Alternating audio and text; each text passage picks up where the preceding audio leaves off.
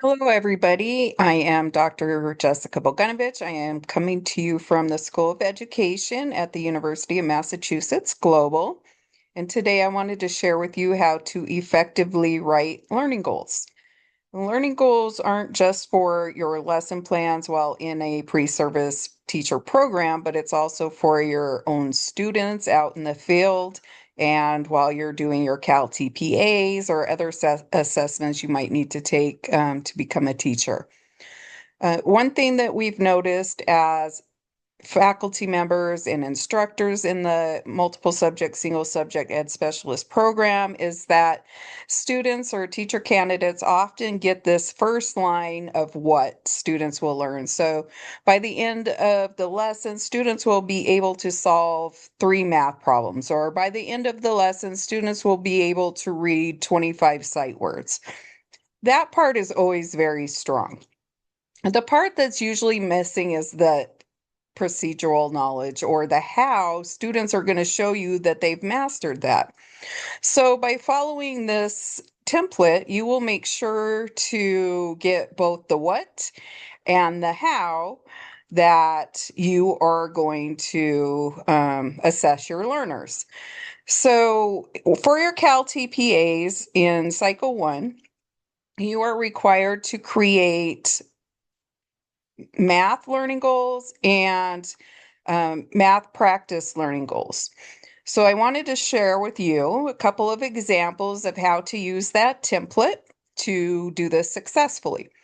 So I have taken a 3rd grade math standard because that is a common, just right in the middle grade. And you could do that by just checking out and downloading the California Common Core State Standards Math Electronic Edition on the website. And as I scroll to where I was at on page 26, I'm sorry about that. We will see the math standard that I chose. Here we go. Let's see. Right here. Whoops. Let me go up just a little bit higher. Oh, let me go a little bit lower. Where Here we go. So I chose numbers and operation fractions, and I chose standard 2, which is and part A, which is understanding fractions on as a number on a number line, represent fractions on a number line diagram, and then representing a fraction 1 over b on a number line diagram by defining the interval from 0 to 1 as the whole and partitioning it into b equal parts and etc. All right, so now you have to take that, you design your lesson, and you create the learning goal. So let's take a look at our example. And the standard I used is here. So we're going to put it into our template. By the end of the lesson, which is our time frame, students will be able to, what are they going to do? Construct and represent unit fractions. So that's what on a number line using manipulatives. And now this is the how, as evidenced by building and placing a paper fraction strip and matching number line that correctly partitions 0 to 1 into b equal parts with 1 over b labeled. So now you have the entire learning goal here, which is the what and the how. All right. And you might be wondering where I got these words, like the Bloom's taxonomy word, the assessment word. We have attached in there a color coding chart just to help you. It's listed at the bottom of the template for Bloom's taxonomy words here. We have from knowledge all the way up to evaluation. These are not exhaustive, but it's just a point of starting. We have some performing verb examples that match the green part of the learning goal template, and then we have some assessment product examples to match the pink part. Again, this is just to start. There's tons of other words that you can choose from that aren't on here. And then there's a second example. By the end of the lesson, students will be able to identify and represent unit fractions on a physical number line. So that's what they're going to do.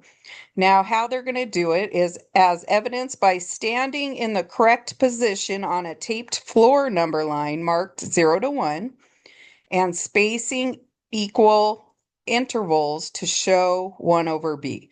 So they're doing the what, and then they're showing you how. So that's how to use the template and how to write an effective and correct standard math learning goal. All right, the second part of the CalTPA that is new is writing a standard for mathematical practice learning goal. So I actually have standard for mathematical practice chart here, which has the overarching standards for mathematical practice and then them in kid-friendly language. There are 8 standards for mathematical practice. These 8 standards for mathematical practice never change from grades K through 8. These are also in your Common Core, California Common Core Standards framework book or standards book at the top, probably right before you get into your standards. So I chose number 5, which is use appropriate tools strategically. It goes into depth on what this means. And so that's why I use kid-friendly language so they can understand it. So in kid-friendly language, it means I can use math tools, pictures, drawings, and objects to solve the problem. So since this is new and might need, a little understanding, I have created 2 examples using that template for, again, standard for mathematical practice number 5. So by the end of the lesson, students will be able to model using fraction strips and number lines to demonstrate unit fractions as locations on the number line. And how are they going to do that? As evidenced by themselves, so their person, or manipulatives on a taped floor number line to create equal intervals and label the position of 1 over b.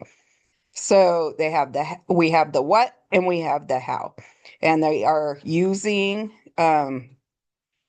math tools, which are the fraction strips and the number lines. And the second example I have here is by the end of the lesson, students will be able to create and evaluate, so our Bloom's taxonomy word, their own math tool, such as a folded strip or a tape model, to represent 1 over b on a number line, as evidenced by constructing and labeling a paper number line model partitioned into b equal sections with the endpoint 1 over b correctly located. So for this one, they are creating their own math tool and implementing that into their learning. So I hope this gives you a good idea of how to write both California Common Standard learning goals and standards for mathematical practice learning goals. If you have any questions, you can always reach out to us. Especially, when you are preparing for your CalTPAs. And we are more than happy to help you here in our program. Thank you for listening.